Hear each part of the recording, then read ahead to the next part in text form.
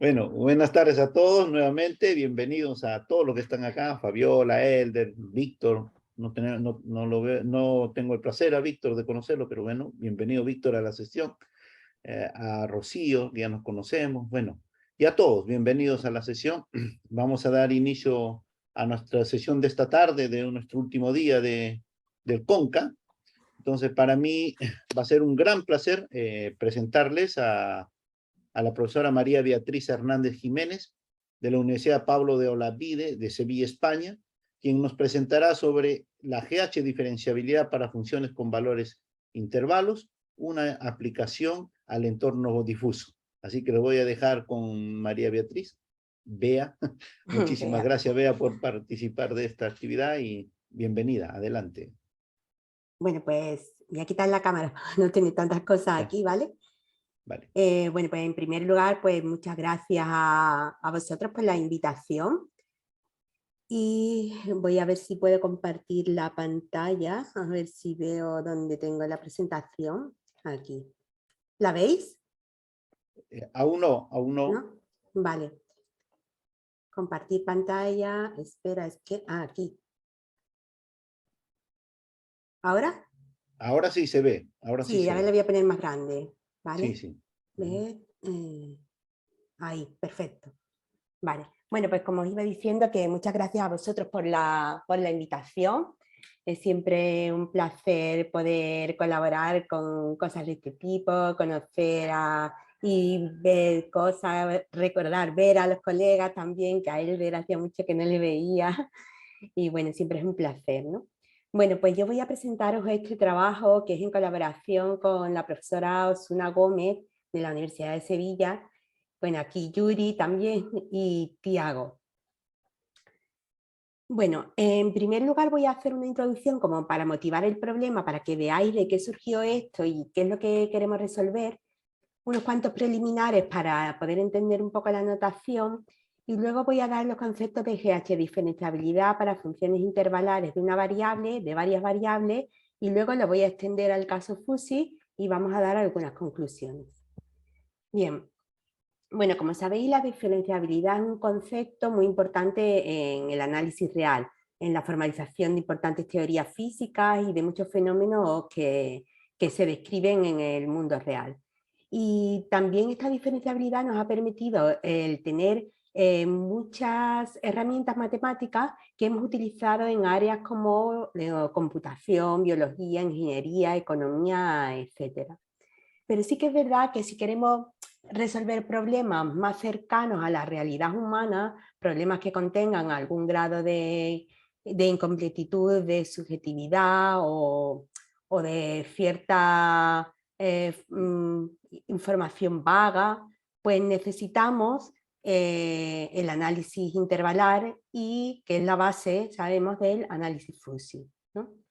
Bueno, el análisis intervalar, pues como sabéis bien, pues surgió con los trabajos de Moore, Sunaga y Warmus, donde vieron diferencias entre intervalos que tenían pues algunos inconvenientes y no nos permitían pues dar una teoría de la diferenciabilidad consistente. Por lo que más tarde empezaron a surgir trabajos sobre distintas aritméticas, como los de Lovic, Markov o Plotnikova, y algunas referencias que podemos encontrar en dichos trabajos. En el caso de que tengamos una función intervalar con una variable, Markov en el año 1979 definió también una diferencia entre intervalos que tomó como base para un concepto de diferenciabilidad, que es un concepto de tipo Gattov. Y lo que hizo fue decir que, bueno, ver que eso era equivalente a un tipo de diferenciabilidad Frechet y poder desarrollar a partir de ahí el cálculo para una función intervalar con una variable, pero vemos que aquí hay una serie de inconvenientes, por eso tengo tachadas aquí estas flechas. Y vamos a tratar de resolver estos inconvenientes que hemos encontrado en la literatura. Más tarde, Stefanini, en el 2008, definió la GH diferencia y más tarde, con Bede, en el 2009, dio un concepto de GH diferenciabilidad que es equivalente al concepto dado por Markov. Y esta GH diferencia también es equivalente a la dada por Markov. Esta GH diferencia, GH diferenciabilidad, se ha demostrado que es la más general en diversos trabajos que podemos encontrar en la literatura. Y además se ha podido aplicar a diferentes campos en todos estos trabajos que podemos encontrar aquí. Ha demostrado ser también una herramienta muy potente con aplicaciones en funciones intervalares y fuzzy. ¿Qué ocurre en el caso de que tengamos más de una variable? Pues que podemos encontrar en la literatura bastantes trabajos en los que se dan un concepto de GH diferenciabilidad que a nuestro modo de ver pues contienen una serie de inconvenientes. No es que estén mal, pero en algunos casos va a ser exigir más de lo que podemos encontrar en la literatura en casos de funciones reales, de variables reales. Y recientemente, Stefanini y Arana, en el año 2019, definieron también una GH diferenciabilidad, que es también una versión de diferenciabilidad de tipo Gatox.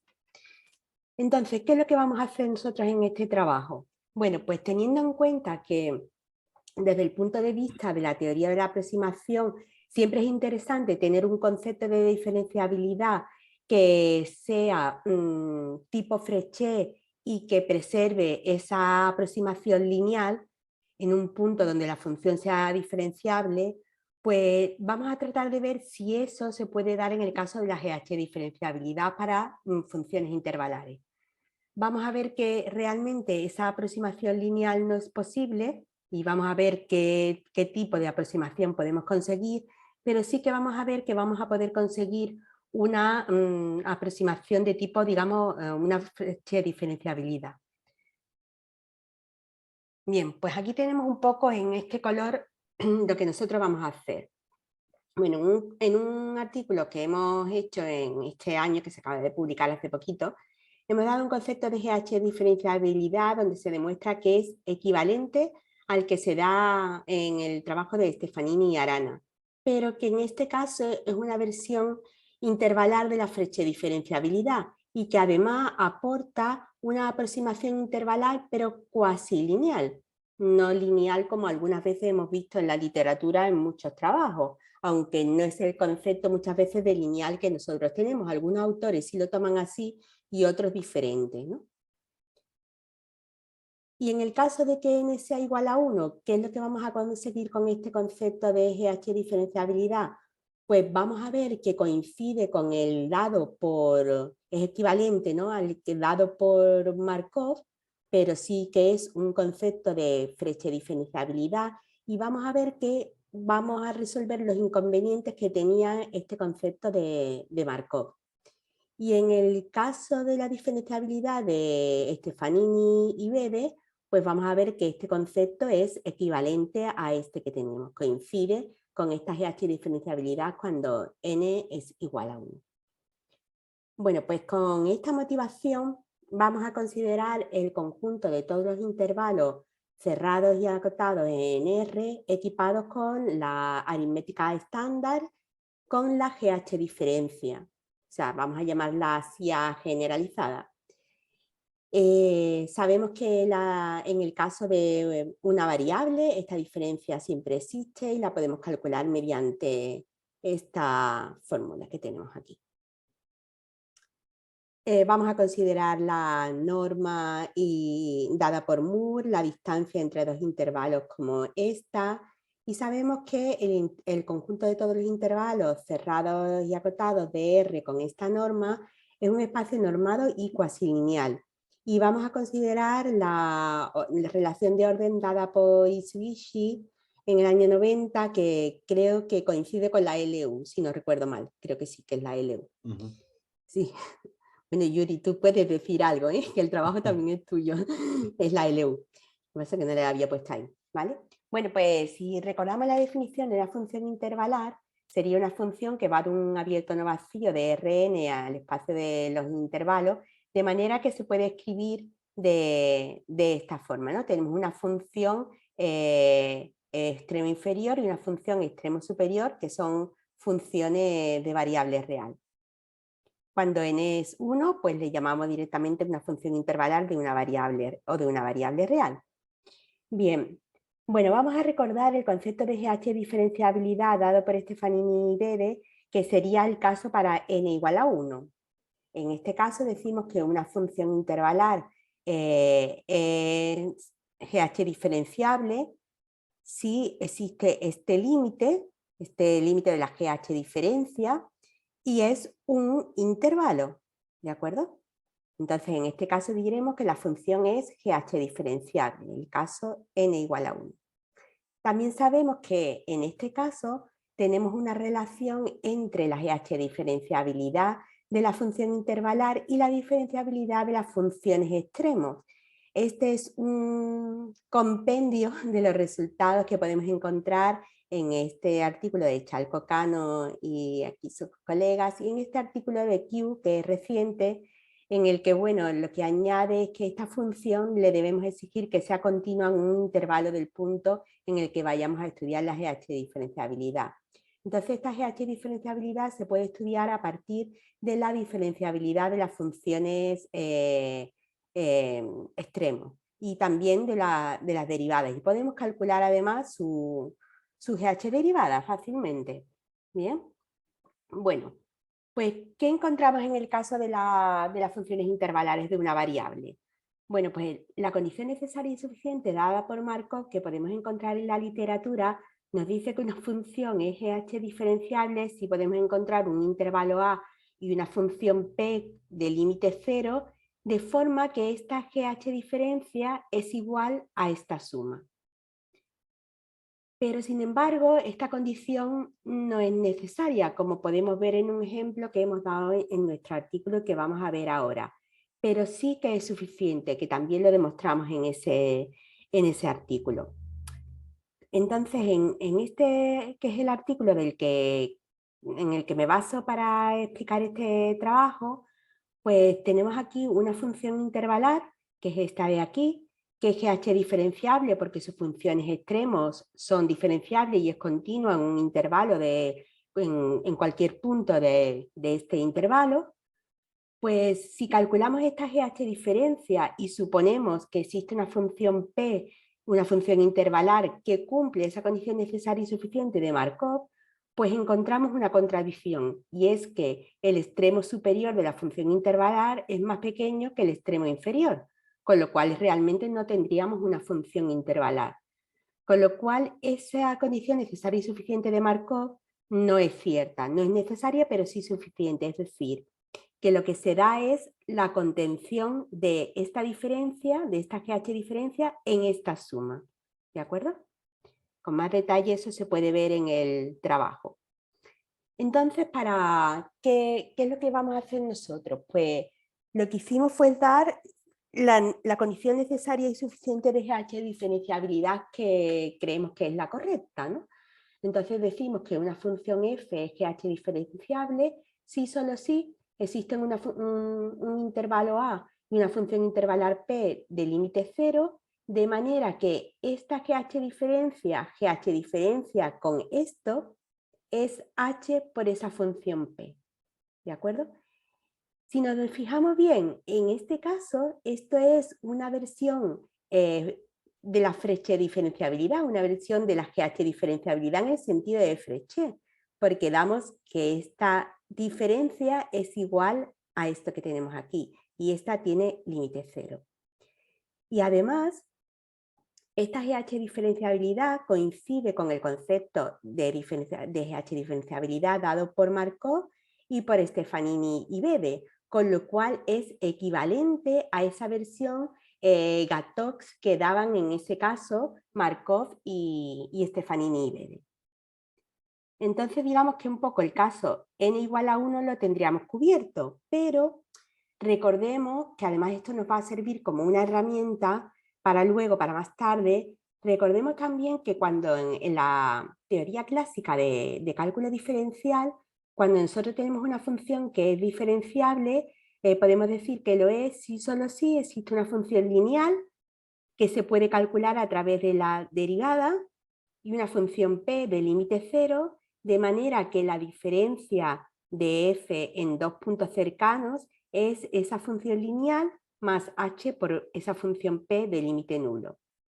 Entonces nos preguntamos, ¿existe una situación similar con la GH diferenciabilidad? Que es lo que yo os decía también que al principio, ¿no? Que desde el punto de vista de la teoría de la aproximación, pues es bueno encontrar este funcional lineal que me sirva como aproximación, ¿no? Pero ¿qué es lo que ocurre en el caso de las funciones intervalares? Bueno, pues nosotros lo que hemos encontrado es que exactamente no se da la misma situación.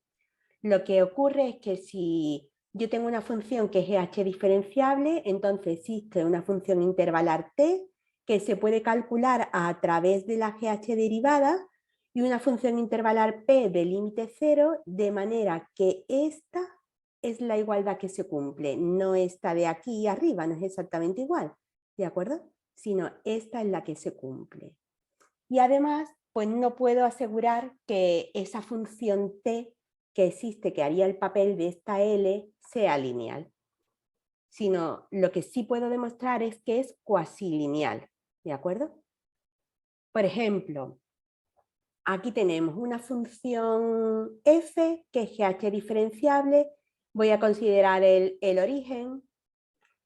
A ver, voy a cerrar un momento esto de aquí. Ahora. Voy a considerar el origen y voy a considerar la función p intervalar definida de esta forma. De manera que yo ya tengo aquí mi función t, ¿de acuerdo? La función t sería esta de aquí, h por este intervalo. Entonces, si yo tomo dos h diferentes, h1 y h2, y calculo t de la suma, que sería t en el 0, sería 0 por este intervalo y ese es 0, 0. Sin embargo, si yo hago t en h1 y luego le sumo t en h2, me quedaría el intervalo menos un medio, que es diferente de este intervalo. ¿De acuerdo? Con lo cual, esta función no es lineal. Y sí que hemos encontrado también en muchos artículos en la literatura que la GH derivada es lineal en muchos casos. Y que este funcional que encontramos aquí es lineal y vemos aquí que no lo es. Lo que ocurre es que es cuasilineal en el sentido que podemos encontrar tanto en los artículos de ASEF como en el de Rojas Medar y demás, que es que la imagen de la suma está contenida en la suma de las imágenes. ¿De acuerdo? Entonces, pues bueno, hemos encontrado que existe ese funcional y que es cuasilineal. Y eso lo vamos a considerar una herramienta para trabajar ahora con n variables. ¿Qué es lo que podemos encontrar en la literatura en el caso de n variables? Pues encontramos diferentes definiciones dadas por todos estos autores en estos trabajos, de manera que consideran las derivadas parciales para calcular la derivada de la función f. Y por ejemplo, esta última de aquí que me dice que una función f de n variables es de GH diferenciable, si existen todas las parciales, todas las GH derivadas parciales en un entorno del punto y además son continuas en dicho punto, ¿no?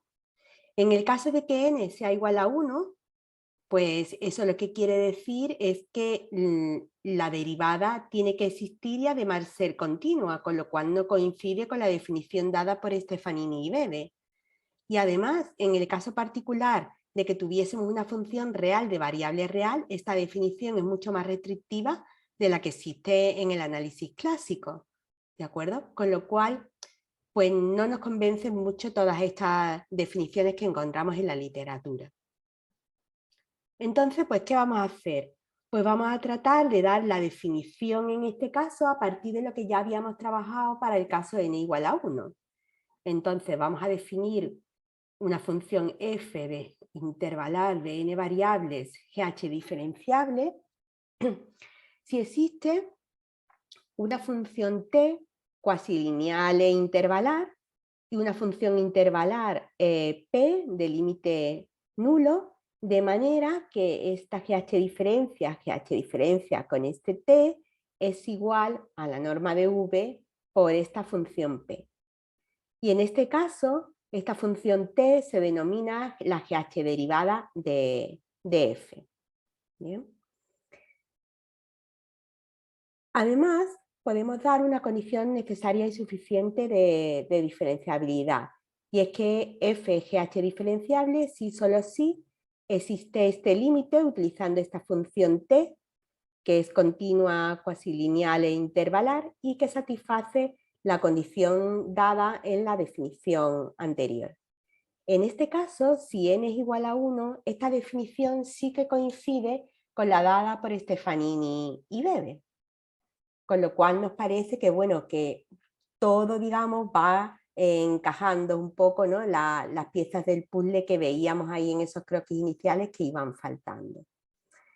Además, os puse en ese croquis que recientemente Stefanini y Arana habían dado también una definición de GH diferenciabilidad que está basada en la representación del intervalo usando su punto medio y su semidistancia, ¿no?, la semidiferencia entre los extremos, la distancia del intervalo, el valor del intervalo, no me sale ahora en español.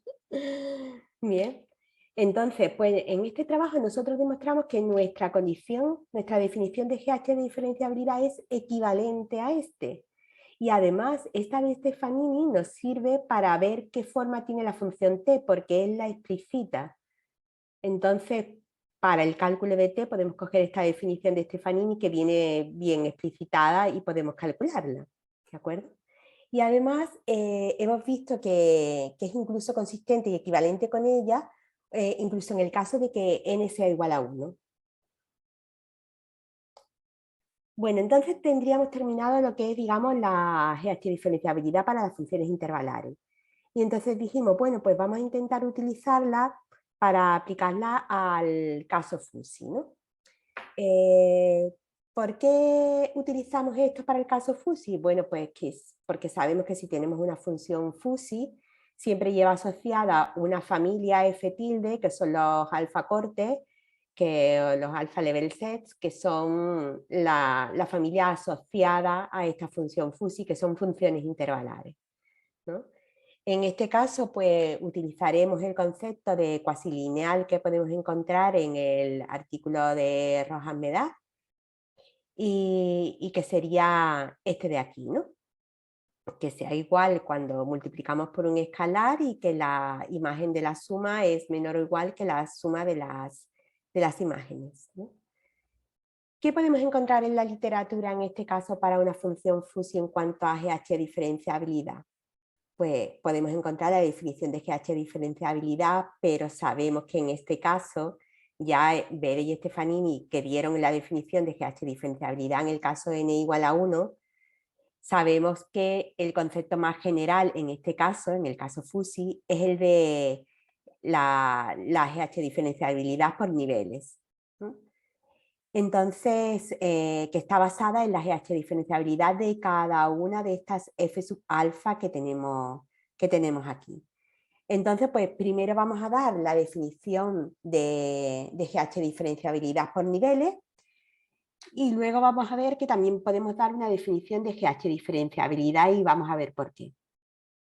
Bueno, en el caso de la GH diferenciabilidad, vamos a decir por niveles, vamos a decir que una función fuzzy es GH diferenciable por niveles si solo si para cada alfa existen dos funciones intervalares t alfa x estrella continua y cuasilineal y una función p super alfa con límite cero, tal que se verifica que esta GH diferencia es igual que la norma de v por p.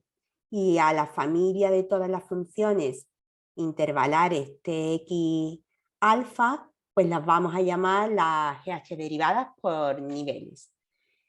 ¿Qué ocurre si n es igual a 1? Pues es que esta definición coincide con la dada por Stefanini y Bede.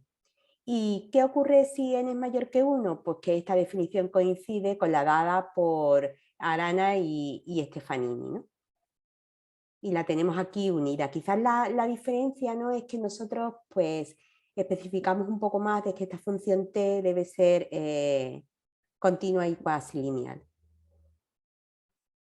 Bueno, aquí tenemos una función, una función fuzzy, tenemos aquí todos sus alfa cortes y podemos calcular todas las GH derivadas mediante la fórmula que tenemos en el artículo de Stefanini y Arana, tenemos todas aquí. y podemos ver que esta función es GH diferenciable por niveles, y estas son sus GH derivadas por niveles, ¿no? Para cada alfa, esta sería. En ese trabajo que citamos de Stefanini y Arana, también dicen que para que una condición necesaria para que una función sea GH diferenciable es que esta familia de las GH diferenciables por niveles definan un número fuzzy. Entonces, en nuestro ejemplo también es fácil ver que esta familia define un número fuzzy, por lo cual nuestra función fuzzy también es GH diferenciable en ese caso, pero bien es cierto que hay veces en el que no es tan fácil ver que esto es un número fuzzy, que esta familia es un número fuzzy. Y también, aunque sea más restrictiva, pero por tener una definición dada de GH diferenciabilidad, ¿no? No tenerla que estudiar a través de la GH diferenciabilidad por niveles, pues vamos a dar esa definición de GH diferenciabilidad a partir de lo que hemos visto para las funciones intervalares.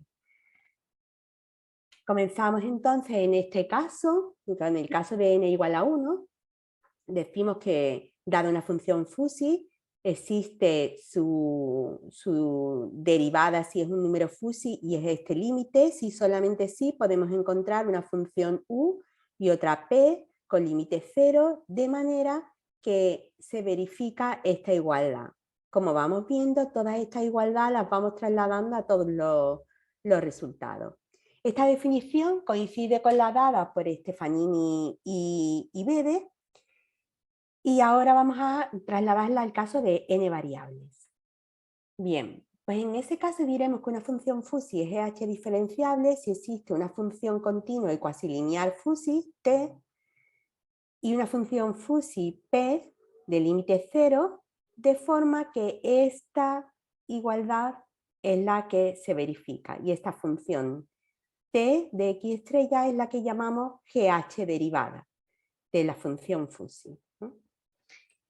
Y entonces en este caso la tenemos dada como en el caso de Stefanini y Bede, que la dieron para n igual a 1 directamente, pues también tenemos entonces la GH diferenciabilidad para n variables en el caso fuzzy directamente, sin tener que utilizar las funciones intervalares asociadas, las f sub alfa. Entonces, como conclusión, pues el estudio que hemos presentado de la GH diferenciabilidad para n variables extiende el caso de la función de la diferenciabilidad Frechet. Es una definición de diferenciabilidad de tipo Frechet. Este concepto, pues, arregla, digamos, los inconvenientes que tenían las nociones de GH diferenciabilidad que habíamos encontrado en la literatura, y además genera un GH diferencial que es una función intervalar y cuasilineal. Esta GH diferenciabilidad es equivalente a los conceptos dados por Markov y por Stefanini y Arana, que eran extensiones del caso clásico de diferenciabilidad de tipo Gattó. Y además pues lo hemos extendido al caso fuzzy. Y con eso pues concluimos la presentación. Muchas gracias por su atención, y si quieren hacer alguna pregunta o algún comentario. Ok, muchas gracias, Bea, por tu presentación. No sé si alguien tiene algún comentario, pregunta, aclaración. Hola Yuri, una Sí, preguntita Elder, pequeña. Bueno, dale. antes que nada, muchas gracias Beatriz por tu charla, es muy interesante. Solo una curiosidad, digamos, ¿qué tanto se ha avanzado en esto de las condiciones de optimalidad, digamos, ya en problemas en donde se pueda aplicar estas ideas así de H diferenciabilidad y que tú mencionaste, trabajaste? Es que me pareció ver por allí como una referencia donde aparecía Carlos Tucker, ¿no? Con lo cual Sí, deduzco que hay bastante ya avance en esa línea, ¿no? sí, Con sí, esas hay últimas. algunas cosas.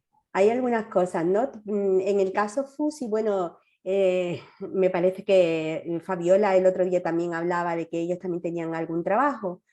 Y sí que hay algunos, pero no con este concepto de GH diferenciabilidad que nosotros estamos definiendo. Nosotros estamos buscando también en nuestras condiciones de optimabilidad, no sé si serán equivalentes a esas o no, pero por ejemplo, algunas que te puedes encontrar en la literatura pues no coinciden con las del caso n igual a 1. No tienen esa, digamos, esa continuidad. Y sí que hay algunas cosas, otras que podemos encontrar en la literatura que están basadas en las condiciones necesarias y suficientes que nosotros hemos visto ahí de Markov, que no era cierta, ¿no? Entonces, pues, ahí también un poco todavía no está eso muy en orden. No sé, Yuri, si te quiere añadir algo más, ¿no? Pero estamos ahí en busca de las condiciones con este concepto de GH diferenciabilidad que nosotros acabamos de dar. Sí, la verdad que solamente para complementar alguna cosa y responder también a Elder, la verdad que se pide que la el funcional sea cuasi lineal. La verdad que cumpliendo esas dos propiedades no es necesario pedir que sea continua porque ya es continua. Ya Lo que nos continúa, faltó, sí. nos faltó complementar en ese artículo. Y también lo que falta en ese artículo, lo que es interesante es que si la función es cuasi lineal, entonces por propiedades de la función soporte, uno puede demostrar que ese funcional Tx que había puesto en la presentación BEA es simplemente existe un intervalo, o sea, ahí, ese T de X, si fuera los compactos solamente, existiría un conjunto compacto que multiplicado por el B representa aquel funcional casi lineal. Esos son detalles que nos faltó ahí, que lo tenemos listo ahora, yo creo, y más lo que vamos a hacer, y cerraría mejor, ¿no? Y facilitaría los Sí. cálculos. Y a través de eso se puede demostrar cosas. Ahora, lo que sí existe, algunos artículos que he estado viendo ahí sobre optimización, además del que presentó Fabiola, que fue muy interesante, publicado en la IOTA, Sí. hay otros artículos que intentan extender todo lo que existe en la teoría clásica, como por ejemplo derivadas subdiferenciales, etcétera, pero usando otras ideas de casi linealidad. Y también hay dos conceptos de derivada que han sido introducidos recientemente. Uno justamente que está Roxana y Ali, que es a través de las distancias, de las métricas, que es bueno compararlas con esta, que está muy interesante también ese trabajo. Y hay otro que fue estudiado por Lupescu, que también da con un contexto casi lineal, dado inicialmente por otro autor, que no, me parece que es el mismo Markov, y basado en ese espacio casi lineal definen otro tipo de derivada para funciones con valores, o sea, funciones reales de variable, no, funciones intervalares de variable real, pero intervalares más sentido, o sea, vectorial, digamos. Entonces, eso está interesante y cómo lo han aplicado un poquito optimización está bueno, pero se está cerrando, yo creo, como dice Bea, el tema, digamos. Sí. Eso se puede ver. Fabiola, si quiere decir algo, por favor. Buenas tardes, Yuri, buenas tardes, Beatriz, buenas tardes a cada uno de ustedes. Me pareció muy bonita la presentación, profesora Beatriz. Muchas gracias por la introducción, ¿no? Por la historia ahí, por detrás de todo esto, ¿no? Siempre es bueno escuchar. Sí, yo estuve un poco, ¿no? Leyendo la GH diferenciabilidad en varias variables de Stefanini y Arana Jiménez, ¿no? Y sí, en un comienzo recuerdo que sea un poco, ¿no? Complicado, ¿no? Porque ellos trabajan, ¿no? Con el centro, con el radio, ¿no? Sí. Y era un poco complicada la anotación para mí, pero sí realmente, ¿no? La definición que ustedes están dando, ¿no? Parece un tanto mucho más, más natural, ¿no? Y con esa función cuasi lineal, ¿no? Entonces realmente me parece muy interesante. Yo me he basado más, ¿no? En la derivada de Stefanini y Arana Jiménez, pero sí quisiera estudiar, ¿no? La derivada que ustedes están dando. No sé si, por favor, me podría pasar tal vez los slides que presentó hoy o tal vez el trabajo, ¿no? Sí, Donde claro. pueda yo estudiar. Sí, gracias. Sí, sí, claro que Felicidades, sí. muy bonito. Gracias. Muchas gracias, Fabiola. Sí, claro que te lo paso. Excelente. ¿Alguien más? ¿Algún comentario? ¿Una pregunta? Bien. Nuevamente agradecer a Bea por su buena disposición y siempre contamos contigo para estas cosas acá. Así que te agradezco muchísimo. Entonces, a continuación, para mí también va a ser un placer, un honor presentar a nuestra colega, amiga, Roxana Rodríguez López, de la Universidad de Santiago de Compostela, España, ¿no? Quien nos va a presentar sobre algunos conceptos básicos acerca de integración sobre conjuntos difusos. Y bueno, igualmente como a todos, Rosana, agradecerte, ¿no? Así que adelante, por favor. Sí, muchísimas gracias. La verdad es que soy yo la que tengo que agradeceros. Para mí es un placer estar pues, aprendiendo tanto en este congreso, especialmente en la sesión. Quiero agradeceros especialmente a los organizadores, los profesores Chalco Cano y Aguirre. Y la verdad, bueno, es una presentación es muy preliminar, es sobre un trabajo que todavía está hemos hecho unas revisiones, nos han pedido unas revisiones, pero todavía está, se oye bien y se ve bien, ¿verdad? Sí. Sí, sí, que sí, que sí. Todavía está sometido y es un trabajo en colaboración con el profesor Aldi Reza Hastán del Instituto de Ciencias Avanzadas de Zanjan en Irán. Voy a poner en pantalla completa, que creo que no lo he hecho todavía.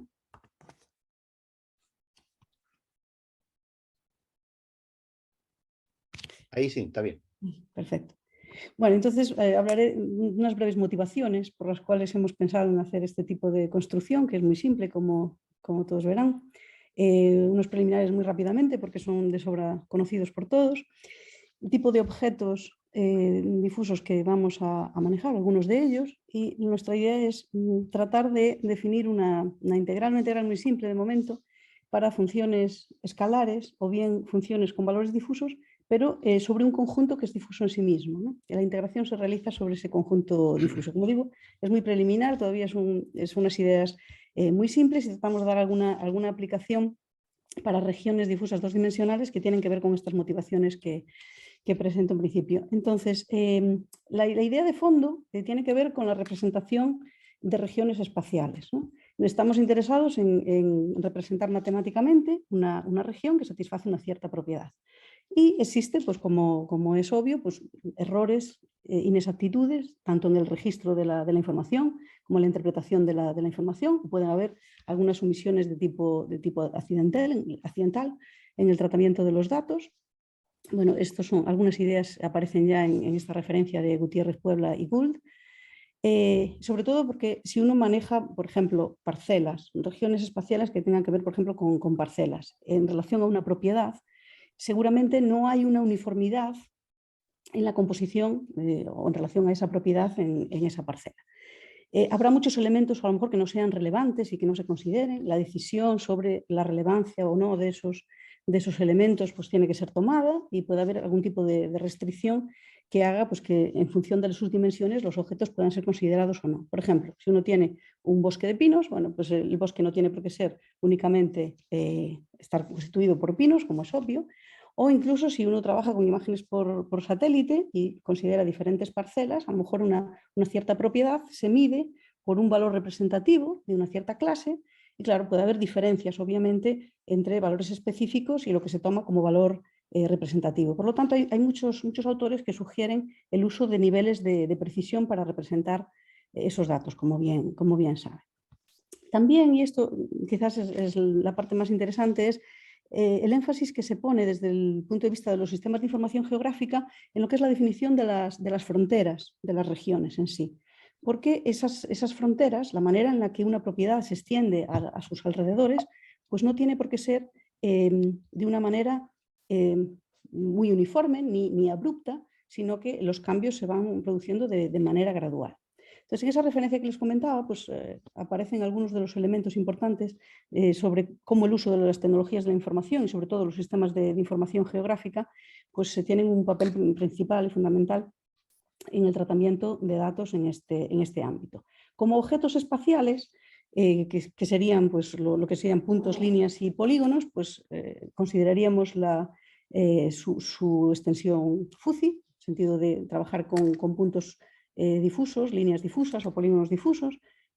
Hace un par de días el profesor Manríquez hablaba de algunas representaciones para este tipo de cuestiones en función de la aplicación concreta. Algunas de las aplicaciones que aparecen aquí tienen que ver con conjuntos difusos dos-dimensionales, con lo que sería pues, algún tipo de polígonos fuzzy. Y bueno, pues hay una colección de trabajos en los que se utilizan diferentes modelos fuzzy para, pues, por ejemplo, para estimar zonas en riesgo de incendio, planificación de bosques, trabajo por capas, cambios en los territorios, y todos inciden en que esas variaciones pues, no se producen de manera abrupta, de manera nítida, sino que se producen de manera gradual. Entonces, en principio, todas estas ideas nos llevaron a pensar quizás en el posible interés, todavía no estamos muy seguros, es un trabajo muy preliminar, como les decía, sobre estudiar propiedades matemáticas de una integración de funciones que sean o bien definidas en un espacio real o bien en un espacio difuso. De momento aquí lo que he considerado es que el dominio de la función en sí mismo es real, con valores o bien reales o bien difusos, pero que la integración se realiza en un conjunto que admite diferentes niveles de certidumbre. Entonces, recopilando un poco información, hay diferentes integrales, diferentes conceptos de integrales. Por ejemplo, bueno, pues, la tesis doctoral de Sugeno, en el año 1934, donde se habla se introducen ahí las medidas difusas y las integrales difusas, y el estudio de las propiedades de estos conceptos, por ejemplo, en los trabajos de Ralescu y Adams, Wang y Clear. Y aquí he recopilado un poco diferentes trabajos en los que se estudian propiedades en relación a desigualdades integrales para funciones con valores difusos. Bueno, en particular, pues, diferentes trabajos de los profesores Román Flores Chalcocano, Román Flores Franolic Chalcocano, donde bueno, pues, se estudian muchas propiedades en relación a este tipo de operador integral. Entonces, como resumen así rápido de la presentación, pues se trataría de proporcionar un concepto simple que posibilite realizar una integración de una función con valores reales o difusos, pero una integración sobre un conjunto fuzzy. ¿Con qué idea? Bueno, pues para poder evaluar diferentes magnitudes en relación a una cierta propiedad, por ejemplo, para el estudio de regiones cuyas fronteras no estén identificadas de manera nítida, sino que sean asimilables a un conjunto fuzzy. Algunas de estas ideas, pues el trabajo que les comentaba, pues es un trabajo que está sometido ahora mismo, nos han pedido algunas revisiones, pero todavía está sometido. Como preliminares, bueno, pues no voy a incidir, son todos conocedores del contexto general que voy a usar, de las funciones definidas en Rn con valores en 0,1, con los alfa-cortes, con su conjunto soporte como clausura de la unión de los alfa-cortes con alfa positivo, y bueno, pues los conjuntos nítidos como funciones características. Y también usaré el espacio de los intervalos difusos o en general el espacio de los conjuntos difusos En como espacio de funciones que son normales, superiormente semicontinuas, fusiconvexas y con soporte compacto, bien conocido, que dotándolos de la métrica del supremo, tomando las distancias de Pompeyo-Hausdorff, en los diferentes cortes, pues tiene una estructura muy adecuada. Entonces, los tipos de objetos que podemos usar, bueno, pues obviamente los puntos se generalizarían de manera natural o bien como puntos nítidos o bien como intervalos triangulares, simétricos o no, o conjuntos trapezoidales serían los más cómodos para usar. Puntos en R2, bueno, podríamos usar algún tipo de función cono como las que mostraba el otro día el profesor Manríquez. Y en cuanto a líneas imprecisas, habría muchas maneras de considerarlas. Por ejemplo, si consideramos dos puntos del plano x1 y 1, x2 y 2, voy a suponer por comodidad que las componentes son ambas diferentes, aunque esto no tendría por qué ser así. Entonces construiríamos pues, líneas imprecisas que incluyeran como núcleo pues, el segmento que une estos dos puntos, y en esta construcción lo que estaría haciendo sería conseguir que todos los cortes sean rectángulos.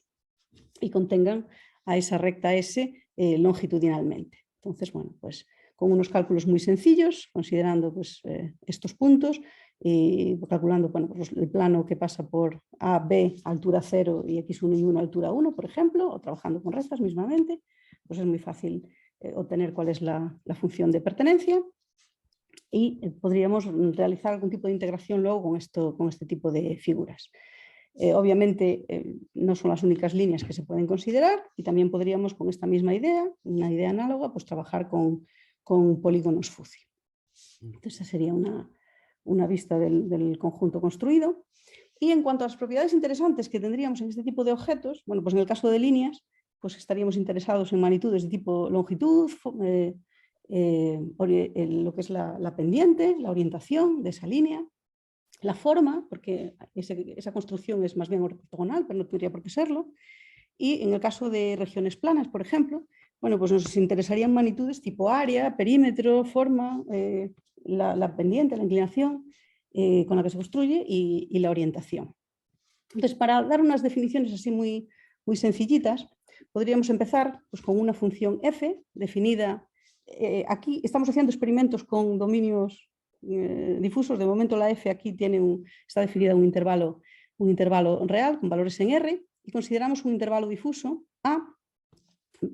Puedo considerarlo, en principio voy a trabajar aquí con dominio real y con un intervalo difuso, con un conjunto difuso unidimensional, con las restricciones que comentamos antes, que represente bueno, pues un conjunto con una frontera que es difusa, ¿no? Y la única restricción que vamos a tener es que el soporte de este intervalo esté contenido en el intervalo AB. Entonces, ¿cómo podríamos definir algo parecido a una integral? Sé que el resultado no va a ser un número real, pero algo que emule una integral y que permita esa variabilidad en el dominio, digamos, en la frontera del dominio de integración, básicamente. Bueno, pues en el caso sencillo, en el caso en el que tenga una función característica, pues es muy sencillo, muy obvio, ¿no? Tengo una función medible, un intervalo CD contenido en AB. ¿Qué va a ser la integral? Bueno, pues la integral va a ser una función de alfa. Va a ser una función que lleva niveles, ¿no? ¿En qué? En números reales, de momento. O sea, la integral, en este caso, sería una integral que es una función de alfa, con valores reales. En el caso de que tenga una función característica, pues muy sencillo, este alfa, realmente lo que hago es calcular el corte alfa. Entonces, en este momento, pues aquí tengo una integral de una función real en un intervalo compacto real. Voy a asumir integrabilidad en el sentido de Lebesgue, ¿no? Entonces, no es que si el dominio en el que integro es crisp me dé una integral crisp, esto no se aspira a que esto recupere un elemento, un intervalo fuzzy, sino que realmente lo que es una función constante, simplemente que es una función constante, en este caso tan sencillo, y pues me da esta integral como es obvio. En el caso general, incluso para el caso n-dimensional, bueno, pues si tengo una función definida en un subconjunto de Rn con valores en R, que es medible en el soporte de este conjunto difuso n-dimensional, lo que supone que, bueno, pues que no tengo problema en ninguno de los alfacortes. Entonces la definición que hago es, tengo una integral que es una función de alfa y a cada alfa lo lleva en la integral del alfa corte de f, ¿no? Calculando esta integral en el sentido de Lebesgue. Y entonces, bueno, pues simplemente la integrabilidad consiste en la posibilidad de hacer estas integrales, no tiene más. Entonces yo tendría como integral un elemento que es una función que me lleva el nivel alfa pues en la integral en el correspondiente corte. Es una idea muy sencilla. Obviamente en el caso nítido pues tengo lo que tenía antes, la integral en ese conjunto. Y claro, si considero un conjunto fuzzy donde el núcleo es unitario, claro, cuando yo pongo aquí el valor 1, como estoy integrando un conjunto de medida 0, bueno, pues siempre me van a dar 1, obviamente, ¿no? Siempre que coja un conjunto de integración que tenga núcleo unitario, siempre me va a dar esa integral, me va a dar 0. Propiedades de esta definición. Bueno, pues por ejemplo, propiedad de continuidad. Si tenemos que la función f es continua en el compacto soporte de A, no haría falta pedir continuidad, podemos rebajar las hipótesis. Si el conjunto en el que estoy integrando es un intervalo difuso continuo, en el sentido de que las ramas vienen dadas por funciones de alfa, que son funciones continuas, entonces esta función que acabamos de definir es continua, por lo tanto uniformemente continua en el compacto 0,1. Y la justificación es muy sencilla, porque si cogemos un beta positivo menor o igual que 1 fijado y tomamos los alfa que se acercan por debajo, bueno, pues si el alfa es más pequeño, el alfa corte es más grande y entonces tendría esta expresión que es fácilmente acotable por la medida de este conjunto por una cota de f en el soporte, por ejemplo. Vale, entonces, es una sencilla comprobación ver que si alfa converge a beta, por debajo obviamente, bueno, pues la medida de ese conjunto tiende a 0. Y por lo tanto tenemos la continuidad por la izquierda. En este caso, si yo pido que los intervalos difusos sean continuos, eso también me va a garantizar no solo la continuidad por la izquierda, sino la continuidad, porque yo aquí podría revertir el proceso. Si no tenemos un conjunto de integración que se corresponda con un número fuzzy que sea continuo, bueno, pues solo tendría el carácter continuo por la izquierda y la continuidad por la derecha en el 0, como es natural. Propiedades clásicas de monotonía y en relación con el signo. Bueno, pues si estamos calculando esta función integral en un A, que es un conjunto difuso n-dimensional, si tengo una función no negativa en el soporte de A, bueno, pues la integral me va a dar una función también no negativa y me va a salir pues monótona decreciente. ¿Por qué? Bueno, pues porque al aumentar el nivel el alfa corte se reduce y si f es no negativa, pues lo mismo pasa con esa función integral. Y bueno, pues si es no positiva, pues tendría una función integral no positiva y monótona creciente en este caso. Entonces, si por ejemplo considero un número fuzzy, un conjunto, un intervalo fuzzy triangular, no tiene por qué ser simétrico, considero sus conjuntos de sus cortes, y bueno, pues si tengo una f definida en un conjunto AB que contenga al soporte de ese intervalo fuzzy, pues podría definir una integral que sería una función de alfa, y para cada alfa lo que hago es calcular la integral en el corte correspondiente. Entonces esto es un cálculo muy sencillo.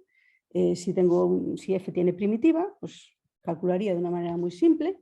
Si, por ejemplo, tengo una f constante, así rápidamente para hacer cuentas, bueno, pues las propiedades de esta integral realmente son las propiedades de la primitiva de la f, de una de las primitivas. Entonces, si la función es constante, tengo una primitiva que es lineal y entonces, bueno, pues me encontraría con una integral que se corresponde pues, con una función de este tipo, ¿no? Y como decíamos, como vimos antes, bueno, en el dibujo he escogido una f positiva, por lo tanto esa función integral es decreciente, es positiva y decreciente, y en 1 vale 0 porque hemos escogido un intervalo triangular y por tanto la medida del core es 0 y por eso se cumple esto.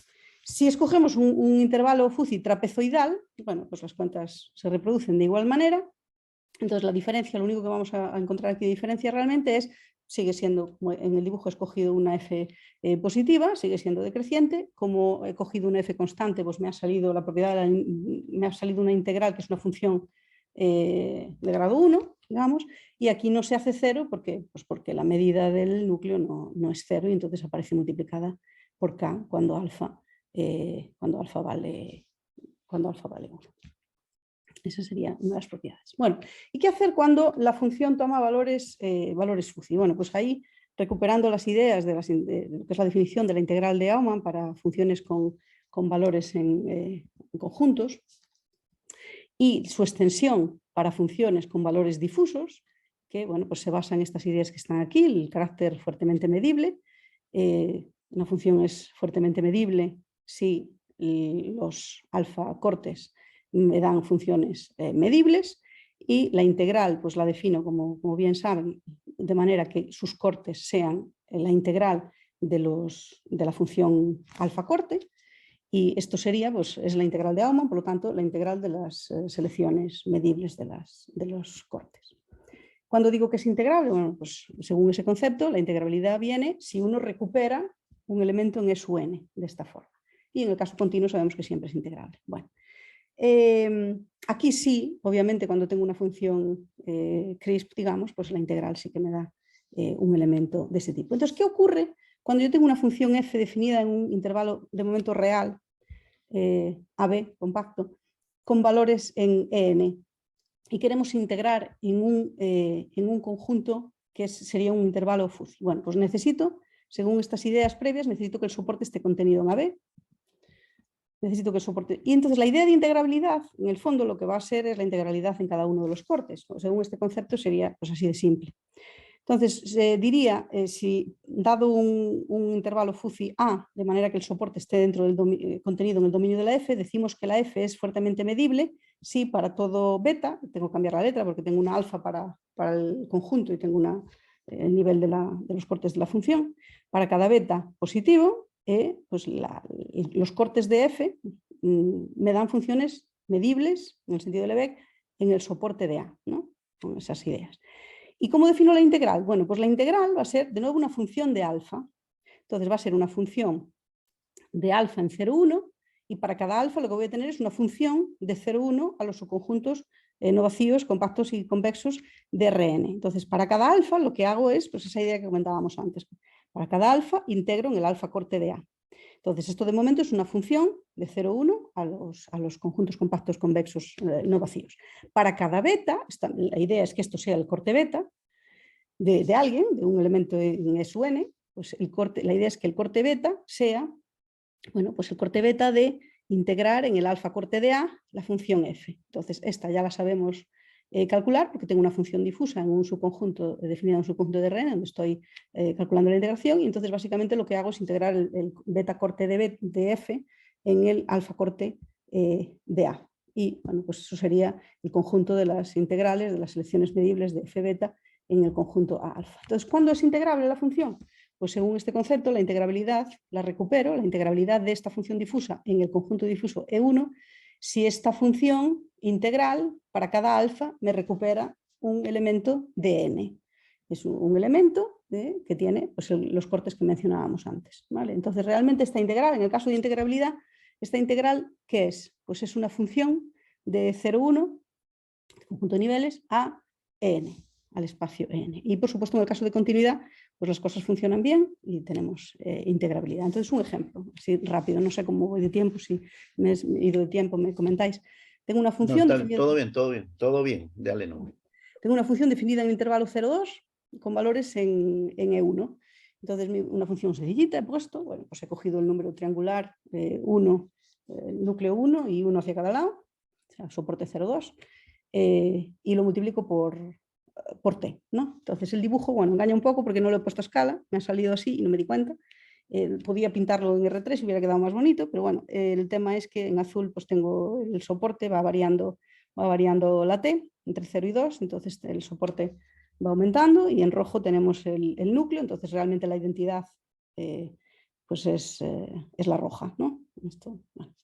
Entonces tenemos pues estos cortes para la función f, ¿no? He pintado unos cuantos, debería haber hecho un dibujo más bonito en R3 y demás, mejoraré esto en el futuro. Entonces vamos a tratar de integrar esta función FUCI en un intervalo FUCI, ¿no? En este caso triangular también, 1, un medio, bueno, he cogido la medida del núcleo 0, con lo cual, bueno, ya sabemos lo que pasa con la integral en el 1. Tiene estos cortes, el soporte está dentro del intervalo de definición de la función, 0,2, y vamos a ver que esto efectivamente es integrable, ¿no? Bueno, es continua, no tiene ningún problema. Entonces, ¿quién sería la integral de f sobre el conjunto difuso A? Pues sería una función de 0,1, vamos a ver que toma valores en E1, porque es integrable.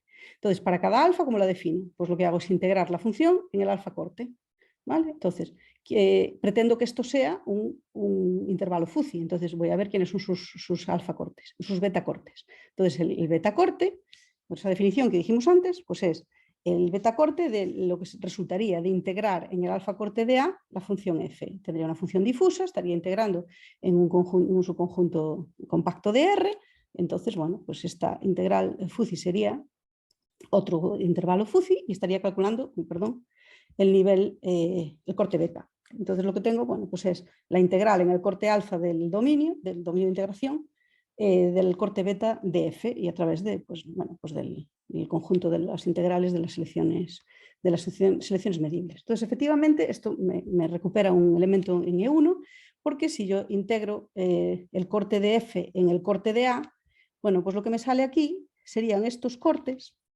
que no es difícil ver que para cada alfa fijado, estos son los betacortes de otro número triangular que sería 1 menos alfa, 1 menos alfa, 1 menos alfa. Entonces vuelvo a recuperar, para cada alfa tendría un elemento en E1. Y por lo que dijimos antes, claro, al haber escogido, al estar integrando en un A que tiene medida del núcleo 0, al ser un conjunto unitario, pues la integral en el 1 me da, en este caso, ¿qué me da? Me da característica de 0, porque en este caso la integral sí, para cada alfa toma valores en SUN, ¿no? En este caso en SU1. Entonces, bueno, esto sería un dibujito también, podría haberlo hecho mejor con los 3 ejes y demás, pero bueno, arranca con alfa igual a 0, con este número, el valor de la integral, y entonces a medida que alfa se va yendo hacia 1, pues se va cerrando, ¿no? Se va moviendo el núcleo y se va cerrando, hasta que al final en el 1, el valor de esa especie de integral, pues toma el valor de función característica de 0. Entonces, bueno, pues esta sería una ilustración. ¿Y qué cosas podríamos hacer con este tipo de integral? Bueno, pues imaginamos que tenemos una región con unas fronteras difusas y que tengo una función de densidad que me representa una cierta propiedad. La función de densidad podría ser real, podría incluso tomar valores en S1, como hemos puesto aquí. Y quiero integrar en una región A, que sería un elemento de E2, de manera que el soporte esté dentro del dominio de esta RO. Entonces, según esto, bueno, pues lo único que tengo que hacer es para cada nivel alfa, integral en el alfa corte. Si la región es algo de tipo con cortes circulares, bueno, pues al final podría aplicar Fubini y demás y hacer cálculos. También podría trabajar con regiones de este tipo. Aquí tengo una especie de pirámide que, bueno, pues haciendo una serie de cálculos podemos ver fácilmente quiénes serían las distintas regiones que darían los cortes. Los cortes, bueno, pues aquí están el corte alfa, bueno, sería una cosa de este estilo, y entonces si yo quiero estudiar el área de esa región que me representa esa propiedad, bueno, pues lo que haría sería, pues para cada alfa, integraría en esa pirámide y tendría pues la integral de la función de densidad en cada uno de los cortes. Bueno, pues si hago esas cuentas, bueno, tendría que saber quién es la función ρ, aquí a modo de ejemplo pues una función constante, entonces ¿qué ocurre? Bueno, pues aquí si pongo una constante, como aquí estoy haciendo una integración doble, aquí realmente la propiedad es que tendré una cuádrica, y lo de que en 1 vale 0, pues viene de que he cogido una pirámide, por lo tanto la medida del núcleo era 0. Si cojo, por ejemplo, una pirámide truncada, que tendría más que ver pues, con un polígono fuzzy, con una cierta región que tiene una frontera que no está claramente definida, pues aquí, después de calcular los cortes y realizar esa integración, bueno, habría que fijar una determinada función de densidad, aquí he puesto también una constante, bueno, en este caso sigue siendo una función cuadrática, pero no se tiene, aquí no vale 0 obviamente, porque hay una medida del núcleo que no es 0. Entonces, así por resumir, son unos conceptos muy simples, creemos que pueden tener alguna conexión con el cálculo de, por ejemplo, de áreas o de otras magnitudes, en relación con una región que tenga fronteras definidas de manera imprecisa, o cualquier otra magnitud que tenga que ver con una función que se conozca de manera fuzzy en una región que se conozca de manera fuzzy también. Y bueno, simplemente destacar que la manera de construir esta función lo que hace es que necesitemos, bueno, pues dos niveles de certidumbre, claro. Uno, un beta, que en este caso tiene que ver con los cortes de la función, con el nivel de precisión de la función, y un alfa que tiene que ver con la región, ¿no? con el nivel de certidumbre a la pertenencia de esa región concreta, ¿no? Bueno, ya el caso de considerar aquí un dominio difuso, bueno, estamos haciendo así algún experimento, pero es un poco más lío y bueno, también nos gustaría saber también opiniones sobre posible utilidad porque esto nos pareció así una aplicación sencilla, pero en el otro caso puede complicarse bastante, ¿no? Y entonces, bueno, pues están por aquí referencias bibliográficas, las que puse en el Astra básicamente, aunque en la presentación había más. Y daros muchísimas gracias, la verdad es que es un placer. He aprendido mucho en todas vuestras charlas, han sido súper interesantes y os agradezco muchísimo la oportunidad de participar. Muchas gracias, Rosana. La verdad que interesante y de verdad todo, ¿no? No sé si alguien tiene alguna pregunta, comentario. ¿No? Yo solamente sobre la aplicabilidad, Rosana, al inicio lo dijiste, o sea, Weldon el otro día conversábamos y decía cómo tú sumas infinitas áreas que están representadas por conjuntos difusos. Hablábamos del borde costero, justamente. Cuando tú quieres interpretar el borde costero, creo que es el ejemplo más práctico, que tú puedes representarlo por una familia grande de conjuntos difusos. Entonces tú quieres sumar infinitamente esos conjuntos difusos y termina siendo grande, ¿no? Entonces, la cosa de aplicaciones. Pues sí. La verdad que es muy interesante, Aplicaciones. Rosana. De verdad, qué chulo. Bueno, me ha es una encantado. cosa muy sencillita. La verdad está, cuando enviamos el artículo tampoco estábamos así muy convencidos, ¿no? Y luego vimos que, pues, que nos pedían revisión, que nos hacían comentarios, decía, bueno, y explica un poco mejor las aplicaciones y tal. Y entonces, bueno, pues estamos en eso, o sea, y Pues con me parece muy curiosidad, bonita. no sé, pero Además, de una forma muy natural, los conceptos, no sé. Luego las demostraciones supongo que serán difíciles, ¿no? Pero parece como muy natural la forma de definirlos, ¿no? Me sí, gusta mucho. realmente, ya ves que son así ideas muy sencillitas, ¿no? Muy Vale. bonita. Pero Muchas bueno, gracias. gracias a vosotros, muchas Para gracias. allá por el año 2000, Rosana, Sí, inicios del 2000, cuando estaba estudiando todavía, ujú, recuerdo haber visto un artículo, ya estoy recordando dónde, pero sí, recuerdo haber visto un artículo ujú, que definía funciones simples en espacios casi lineales. ajá, ¿Ya? Y para a la partir definición de, de y a, las y a integrales par- de Lebesgue y de sí, y Riemann. a partir de las funciones simples, como intentaron reproducir las propiedades, pero no recuerdo dónde vi el artículo. Ah, pues estará Sí, genial localizarlo. Sí, sí, sí, tomo voy a nota. intentar encontrarlo, creo que fue en el Demonstratio Mathematica, parece. Pues Mira, buscaré. Sí, si lo recuerdo, te lo paso, sí, sí, sí. pero era muy interesante porque definía funciones simples en esos clases de espacios, Ujú, y a partir de las funciones simples generaban lo que era una integral de tipo Lebesgue. Eh, ujú. eh, recuerdo que había unas cosas ahí que no me cuadraban, pero en la época decía, ¿y esto para qué servirá? Y ahora, claro, pasa el tiempo y uno dice, tenía razón el tipo de aquella época. Así Pues que estará bien revisarlo, sí. Pues sí, cualquier... voy a verlo, pero está súper interesante la cosa y veo que va cerrando todo. Bien, muchas gracias, Rosana. No sé, ¿alguien gracias más a tiene vosotros. alguna pregunta? ¿No? Vale. Gracias, Rosana. Miren, el Iván no quiere terminar, dice si él no hace esto, así que Iván, adelante, te dejo. Bueno, tengo el placer, el honor de presentar al amigo, el amigo de todos, digamos, a Yurilech Chalcocano, más conocido como Yuri, quien nos hablará y dará la última charla de nuestra sesión sobre una nueva familia de métricas en el espacio de números difusos. Yurilech. Ok, muchas gracias, Iván. La verdad que se hace por estos lados esto, ¿no? En otros lugares casi nos presentamos nosotros mismos al final, pero muy bien, Iván, me alegra. Gracias por la presentación y todo, ¿no? Miren, lo que voy a presentar a continuación son también cosas iniciales, que la verdad, ah, esto nace como motivación de dos cosas. Uno, porque ahora tenemos posgrado aquí en la universidad y bueno, me tocó dar un curso sobre este tema que tengo dos alumnos en particular que están hoy día aquí presentes, que es Rocío y Alex, alumnos de nuestro posgrado, de magíster. Entonces, se me ocurrió darles un curso a ellos, como en todo, y durante este curso me puse a hablar de las métricas.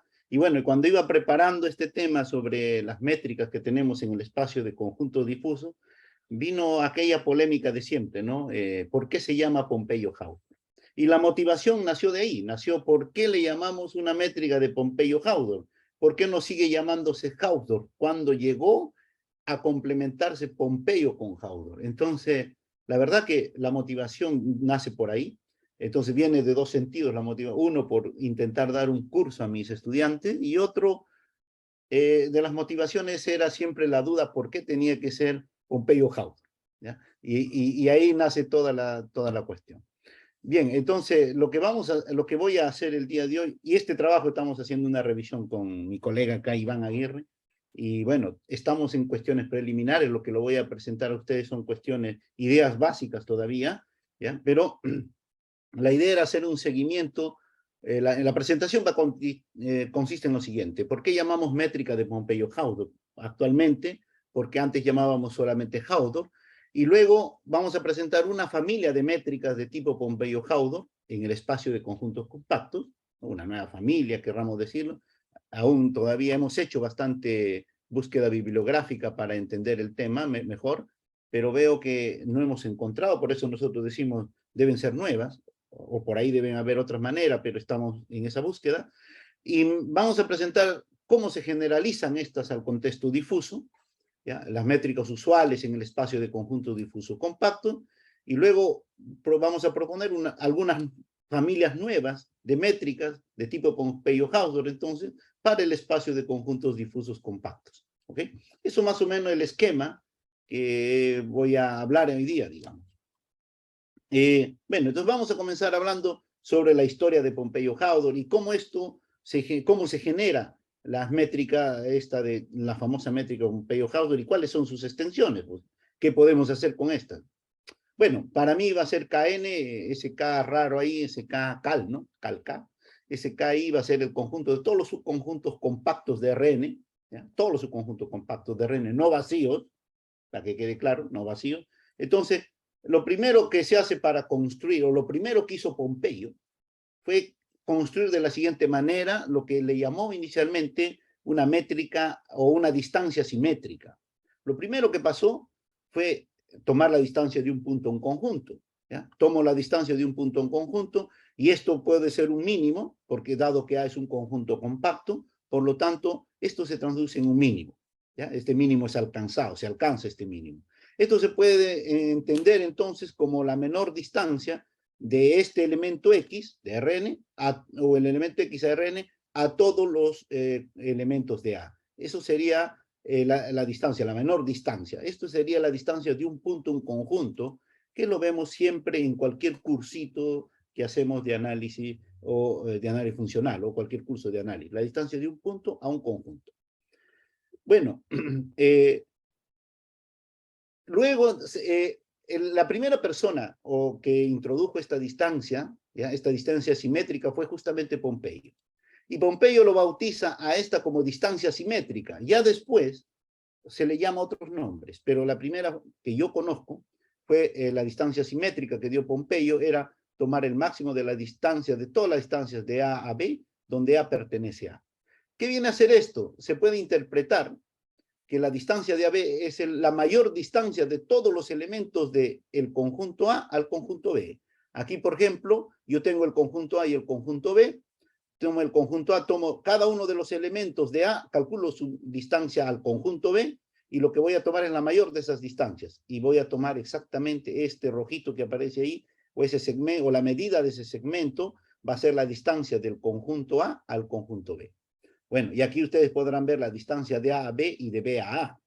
Lo que ocurre que esa distancia D no es simétrica, porque la distancia de AB es diferente de la distancia de BA. Eso lo conocemos todos, digamos, de alguna manera, esta propiedad sí la conocemos, la sabemos, ¿no? Que la distancia esta no es. Por eso que en su momento Pompeyo le llamó de distancia simétrica, porque no era simétrica. Bueno, acá hay un ejemplo interesante, pero también lo que ocurre aquí cuando uno toma con la distancia simétrica, y esto es una propiedad importante que algunos lo conocemos, y para el que no lo conoce es interesante ahora que si tú tomas la distancia asimétrica de A a B es igual a 0, si solamente si A está contenido en B. Esto es la propiedad que caracteriza la distancia simétrica cuando sea 0. Claro, y eso naturalmente no implica que sea una métrica, naturalmente. Y aquí podemos ver un ejemplo donde ocurre eso. Si un conjunto está contenido en el otro, pues tú vas a tener que la distancia de uno al otro es 0 y lo que tiene simplemente que uno está contenido en el otro y no necesariamente son iguales. Ahora, lo que ocurre explícitamente, o lo que se sabe es que la distancia asimétrica sí verifica la desigualdad triangular. ¿Ya? La distancia simétrica verifica la desigualdad triangular. Eso no quepa ninguna duda. Ahora bien, entonces, ¿quién fue el primero en proponer una métrica entre conjuntos? Fue Pompeyo, en este trabajo de 1905, en su tesis, en este trabajo en Francia, París, Toulouse. Entonces, en su tesis, fue Pompeyo en el 1905, el primero en introducir una métrica en el espacio de los conjuntos compactos. ¿Y cómo fue la métrica que dijo Pompeyo? Bueno, yo necesito simetrizar. Si yo tenía que la distancia D era una distancia simétrica, entonces lo que yo necesito es simetrizar. Y una manera de simetrizar ella fue sumar esas distancias, porque al sumar estas, simetriza.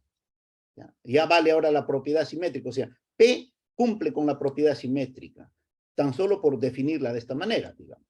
Y otra cosa, que ahora la distancia es igual a 0, implica que cada sumando, o cada término de esta suma va a ser igual a 0, y eso implica que A está contenido en B por un lado, y por otro que B está contenido en A, y por lo tanto A es igual a B.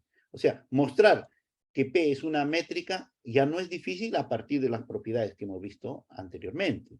Entonces, una de las primeras métricas fue dada por Pompeyo en 1905. ¿Ya? Ahora bien, claramente aquí puse un pequeño ejemplo, no me voy a demorar aquí en el ejemplo, la mayoría conocemos cómo calcular esto, pero lo que se hace es yo calculo la distancia de AB con A variando en A, entonces yo voy a tomar, dejo B, el conjunto B, comienzo a calcular la distancia de cada punto de A al conjunto rojo. Entonces lo que va a pasar es que la mayor distancia de ellos va a ser justamente el diámetro de A, ¿no? Que va a ser raíz cuadrada de 2, que sería el máximo de ese conjunto. Y viceversa. De ahí yo voy a tomar las dos distancias asimétricas, tanto de B a A como de A a B, y voy a sumar ellas y sería 3 raíz de 2. O sea, la distancia entre esos dos conjuntos, de acuerdo a la métrica Pompeyo, va a ser 3 raíz cuadrada de 2. Bueno, de ahí vino Hausdorff, ¿ya? Vino Hausdorff y dijo, bueno, yo puedo proponer otra manera de simetrizar D. Una manera de simetrizar D fue la que dio Pompeyo, pero yo puedo dar otra manera de simetrizar esta. Y la manera de simetrizar esta fue justamente la que nosotros conocemos usualmente, o la que conocíamos como métrica de Hausdorff, ¿no? ¿Ya? Porque Hausdorff es el que propuso esto, basado en la distancia asimétrica que dio Pompeyo.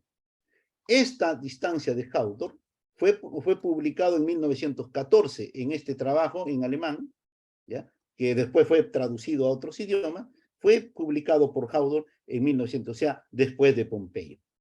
También esta sabemos que es una métrica, y aquí lo único que hace también Hausdorff es simetrizar, o sea, buscar una manera de simetrizar aquella distancia que sea simétrica, ¿vale? Bueno, acá la distancia va a ser justamente 2 raíz de 2, y la relación que tiene la distancia de Pompeyo con la distancia de Hausdorff, esa es la relación que da para cualquier conjunto compacto AB en Rn. ¿Ok? Eso es la relación que tiene entre la de Pompeyo y la de Hausdorff. Bueno, en general, ¿qué vamos a tener? En general, la distancia de Pompeyo y de Hausdorff son equivalentes, ¿ya? Van a ser equivalentes justamente porque gracias a esta propiedad de aquí, nosotros vamos a ver que se cumple la relación 1 entre la distancia de Pompeyo y la distancia de Hausdorff, ¿ya? Eso son equivalentes, entonces. Ahora, lo que sí ocurre, y esto científicamente, o sea, para hablar de ética aquí, para hablar de ética, Hausdorff en su trabajo cita el trabajo de Pompeyo. Dice, de Pompeyo definió la distancia simétrica, yo voy a definir, simetrizar esta distancia simétrica y voy a decir, no existió que Hausdorff no citó o haya olvidado a Pompeyo.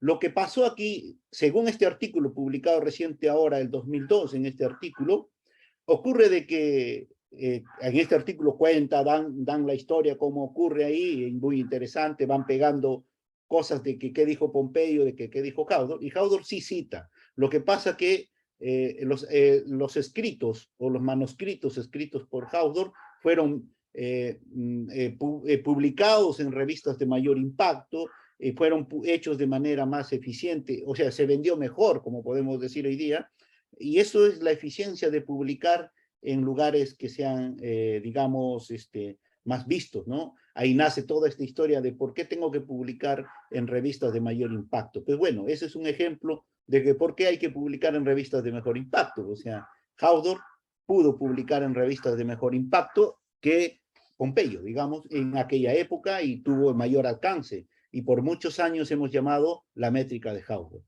Bueno, en honor a esto, aquí también este artículo dice por qué llamar métrica de Haudor, no llamar la métrica Pompeyo-Haudor, ¿no? Debería ser Pompeyo-Haudor, pero es en relación a este tema, ¿ok?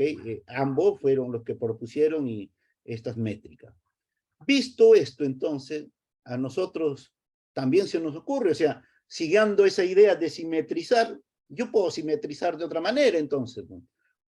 De simetrizar sería esta. En vez de poner o la suma de ambos, yo puedo poner la suma del cuadrado o de la suma de los cuadrados de cada una de estas distancias simétricas. Esto también sería otra métrica, ¿ya? De hecho, nosotros podemos probar que efectivamente H2 también es una métrica en el espacio de los conjuntos compactos. O sea, yo puedo definir esta métrica, sin duda, ¿ok? Sin duda. Esto en todo KN, ¿eh? En todo KN. Ahora, tú calculas esta distancia, naturalmente, y vamos a obtener la relación entre la distancia de Pompeyo-Haudor, vamos a decir ahora la H, y esta nueva métrica H2. Ahora, ¿qué más se puede hacer? Existe esa relación, ¿ya? Existe la relación 2. Esto tú puedes demostrar tranquilamente que existe la relación 2, por lo tanto, la métrica de Pompeyo, la de Haudor, o Pompeyo-Haudor, como llamemos, y H2 van a ser equivalentes, ¿no? Van a ser equivalentes. Ahora, eso fue lo que inicialmente hicimos. Bueno, ¿y esto dónde se usó? Claro, después vimos que esta H2 así fue generalizada al contexto difuso, pero en otra forma que luego veremos más adelante, ¿ya? Pero en la literatura no hemos encontrado un artículo que efectivamente escriba la H2 así, y tampoco hemos encontrado esto, o sea, seguimos en búsqueda, si alguien también encuentra por ahí nos avisa, pero escribirle tipo LP, ¿no? O sea, la distancia HP entre dos conjuntos difusos, yo lo voy a, entre dos conjuntos compactos, la voy a escribir como esta expresión de aquí. Y también va a ser una métrica, también va a ser una métrica. Entonces, en este caso, cuando P sea 1, vamos a tener la métrica Pompeyo. Entonces, aquí nosotros tenemos una nueva clase, vamos a decir así, hasta el momento, porque estamos en la búsqueda, hemos buscado bastante, no hemos encontrado, pero sí es una nueva familia de métricas, ¿no? Muy bien. Hasta ahí es lo que uno puede citar, ¿no? Nosotros todavía no hemos estudiado si esta métrica HP, qué propiedades topológicas tiene. Habría que ver qué propiedades topológicas tiene, ¿vale? Lo que sabemos es que la métrica de Haudor, esa es completa, ¿ya? Ahora, que sean equivalentes no significa que sea completo. La completitud no es una propiedad topológica heredada por la equivalencia de métricas, ¿ya? Por lo tanto, habrá que analizar. Lo que sí ocurre es que si son equivalentes y además preservan la propiedad de secuencia de Cauchy, sí puedes decir que preserven la completitud. En el caso anterior de la Pompeyo con la de Haudor, sí, pero la H2 no lo sé. Tal vez lo sea, pero son detalles que vamos a tener que analizar muy prontamente. Ahora, ¿qué pasa en el caso de intervalos?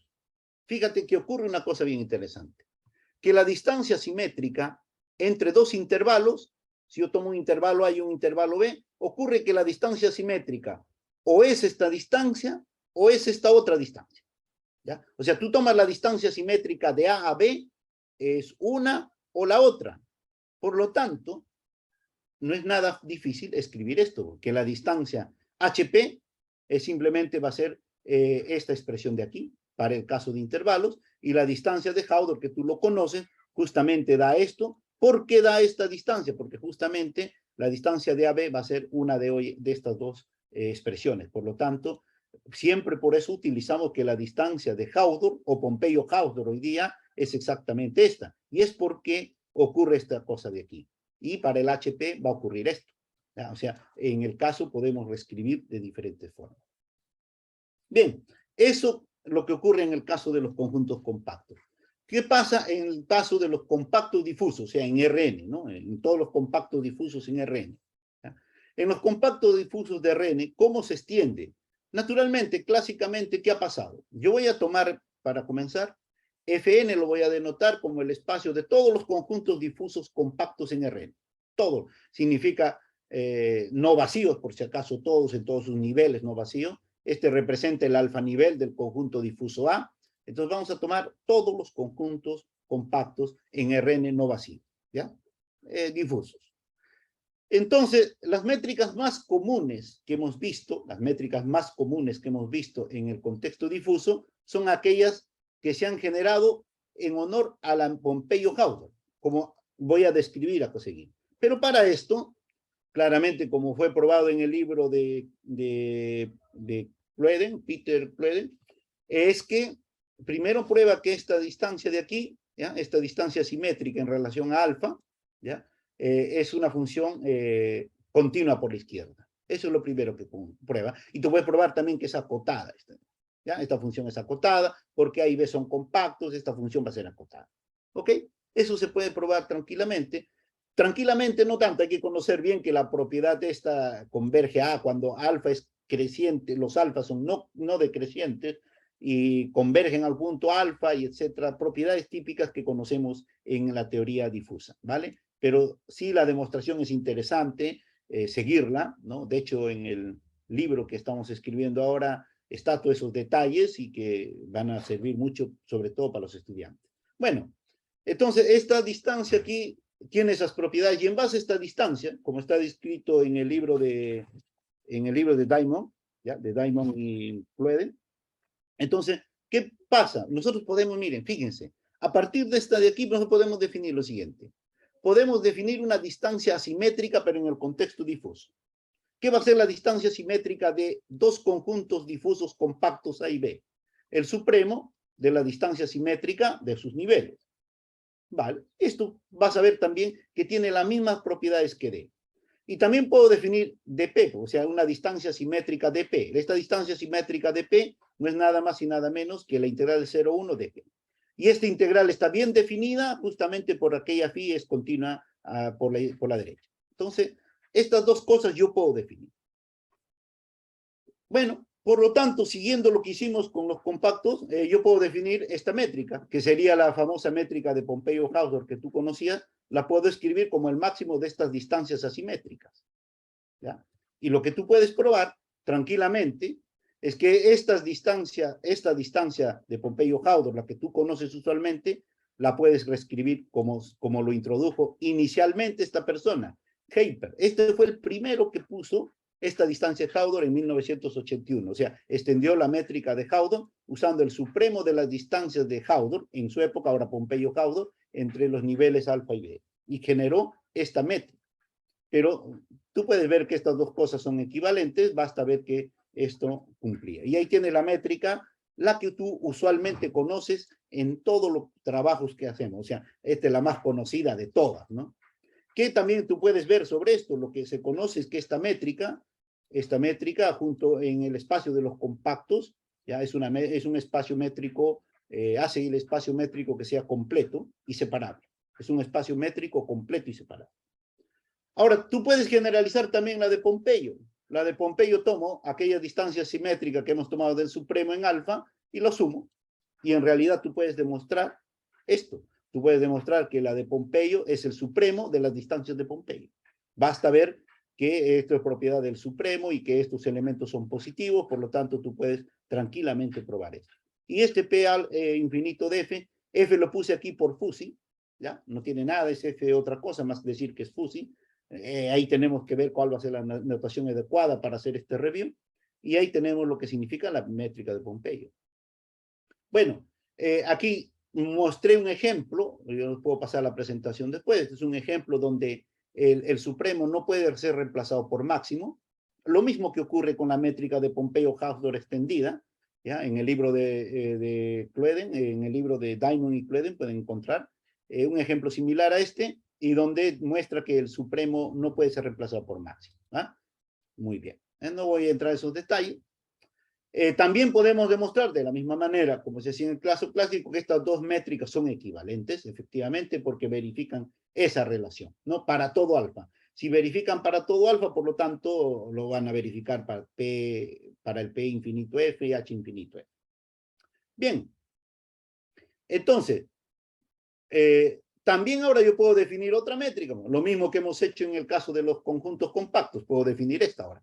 La distancia de Hawthorne, pero infinito P, infinito porque estamos tomando supremo, y P porque simplemente lo voy a definir un tipo LP, le hemos puesto, no sé si llamarlo así, ya pensaremos en el nombre, y sería la distancia P de D infinito, distancia P, todo elevado a 1 sobre P, ¿no?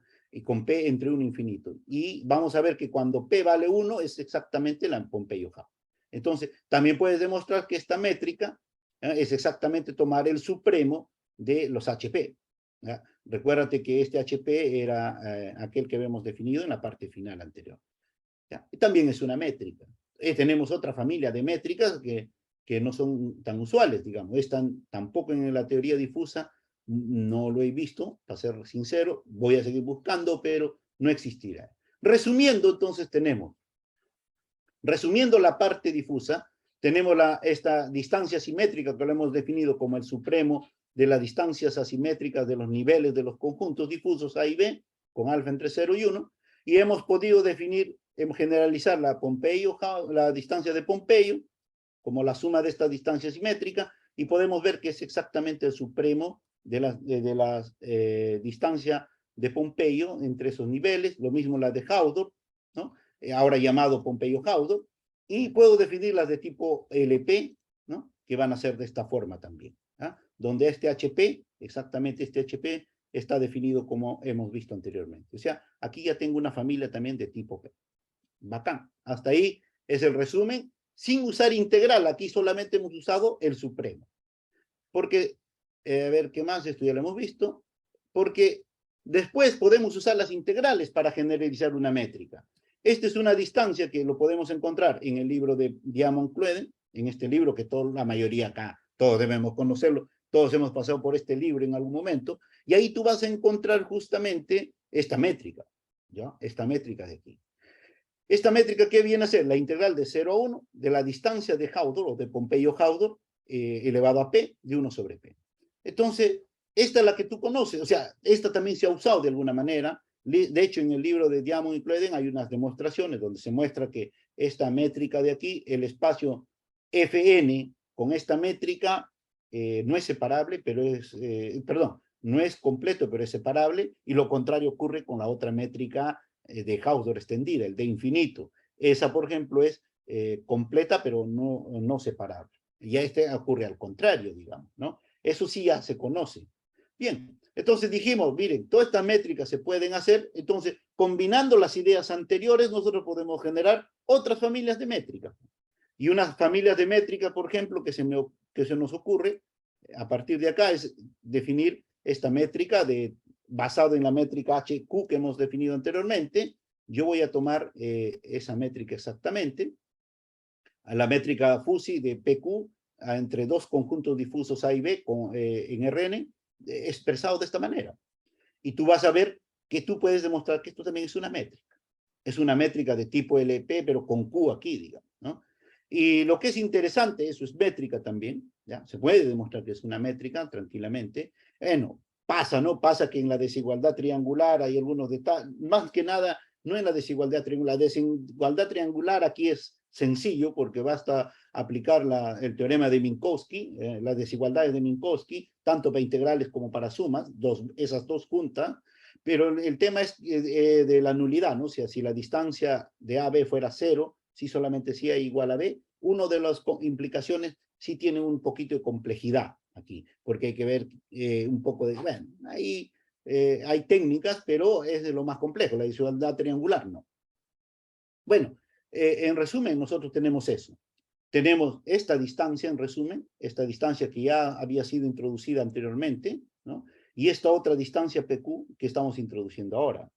En el caso que P sea igual a Q, tú tienes esta distancia. Que esta sí, alguna vez ya lo he visto, esto sí he visto en algunos artículos, pero en el contexto de conjunto, de intervalos difusos solamente, sí existe esto, de alguna manera, pero cuando P y Q es distinto, no, esto sería como una nueva familia de conjuntos difusos, de métricas para este espacio. Bueno, en el caso que A y B sean intervalos difusos, o sea, en R, perdón, entonces nosotros tenemos que estas métricas se reducen a esto simplemente, ¿no? Se van a reducir a esto, y esta es la que yo les decía, no sé si esta, la otra, cuando eran iguales, P y Q iguales, sí la he visto, ¿no? Esta es distinta. Pero también podemos definir otra clase de métricas, que es esta HFP, ya no sabía cómo ponerla aquí, pero lo puse así simplemente, pero no es que va a quedar así tal vez después, hay que buscar una manera de que no exista confusión, pero es diferente al anterior. Recuérdense que el otro era con H, basado en la distancia de Haldor, ¿ya? Pero esta no está basada en la distancia de Haldor, porque fíjate, o los de tipo Pompeyo-Haldor, porque aquí yo me baso simplemente, o nos basamos aquí en las distancias asimétricas, si se dan cuenta. La distancia simétrica elevado a P, la distancia simétrica igual a P, integro, y luego elevado a 1 sobre P. Entonces, HF de P1 es distinto de este de acá, por lo tanto son métricas distintas, ¿no? Tú puedes ver que en este caso van a ser distintos. Puedo probar también que esto es una métrica, ¿ya? Entonces, ahí nosotros tenemos una nueva familia de métrica, pero lo que sí es interesante sobre esta familia, última familia de métricas, esta que está aquí, ¿ya? Se va a reducir a esto. Se va a reducir a esto cuando sea el caso en una variable, ya, o sea, perdón, en R, en los conjuntos difusos o los números difusos en R, se va a reducir a esta expresión. Y esta expresión es una que fue trabajado por Gregorevsky el año 1998, no sé si estoy pronunciando bien, porque es bien conocido, pero no sé cómo se pronuncia. Siempre nos vemos en los congresos, pero en este artículo hace muchos años introdujo este tipo de métrica. La verdad que fue esta métrica ponderada, porque acá habría que puedo sumarle función f, g, ponderar esta métrica, pero es una métrica al final de cuentas, y esta sí es usada. Esta se ha usado mucho en aproximación de conjuntos difusos, ¿ya? En la aproximación de números difusos, por números difusos trapezoidales y etcétera, sí se ha usado esta métrica, pero para el caso de números difusos, ¿ok? Ahí se ha usado, muy usado esta métrica, una familia. Pero lo que es interesante que en este artículo los autores dicen que esta métrica no proviene de la métrica de Haldor, ¿no? Y aquí podemos ver que sí, porque sí, no proviene directamente de la métrica H, pero sí proviene de las distancias asimétricas, ¿vale? Entonces, uno puede definir una familia grande de métricas ahora, ¿no? Tenemos una familia grande componiendo y algunas tienen diferentes propiedades topológicas que otras.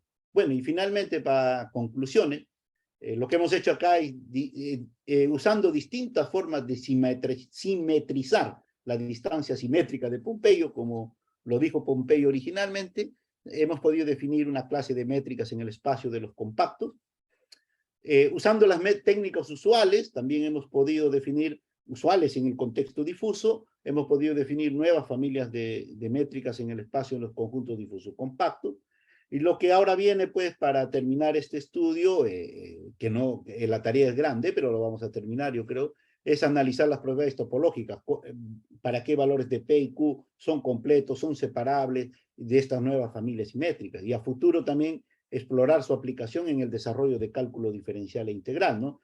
Con cuál de ellos funciona mejor, o que si son equivalentes, tal vez no sea más necesario, sirva para otras cosas.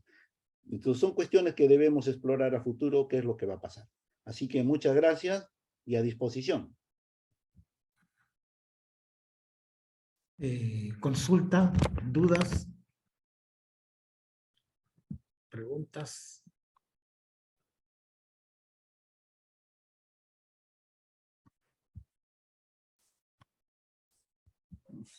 ¿No? Muy interesante, Yuri, de verdad. ¿Cómo habéis dado mirando para los estudiantes, cómo habéis dado con todas esas métricas, ¿eh? La culpa muy interesante. la culpa la tienen los estudiantes, digo yo. Eso, siempre la tienen los estudiantes. Eso. La verdad que muy interesante. Bueno, si encontráis cosas sobre métricas, nuevas métricas, pues envíennos. Estamos buscando Vale. y la verdad que nos hemos hecho una búsqueda ya exhaustiva y vemos que algunas cosas que se han hecho, otras no, ¿no? Así que bienvenido a aportarnos también, ¿no? Eso es lo importante. Muy interesante. Muchas gracias. Sí, nos quedamos ahí atentos a cuando tengan el documento ya bien organizado porque sí que es verdad que hay muchas cosas que en topología, pues, que dependen de la métrica, de la manera de esa métrica de Haldor, y a lo mejor si esas propiedades topológicas puedan decir quizás propiedades diferentes o de algunas algunos resultados, ¿no? Que se conocen clásicos ya, ¿no? De hecho, ahora que estás hablando del libro este de Chloe, ¿no? Sí, Hay una caracterización, creo que de esa métrica utilizando la función soporte, ¿no? sí, sí. Quizás aquí, claro, revisar eso también sea, porque Sí, esa de función hecho, soporte sí que es verdad que es bien rica, ¿no? En propiedades, y a lo mejor cuando se toma esta Pompeyo, a lo mejor se puedan o reproducir esas propiedades o a lo mejor encontrar cositas un poco más curiosas, ¿no? ujú, Mm, sí, sí, porque la distancia simétrica se puede caracterizar por la función soporte, por lo tanto, sí, se puede ir jugando, se puede ir jugando. Eso es para los casos de los compactos, ¿no? Compactos convexos. Se puede ir jugando y ahí hay que comparar con las cosas que han sido introducidas ya en los compactos convexos, digamos. Sí, sí, hay que revisarlo.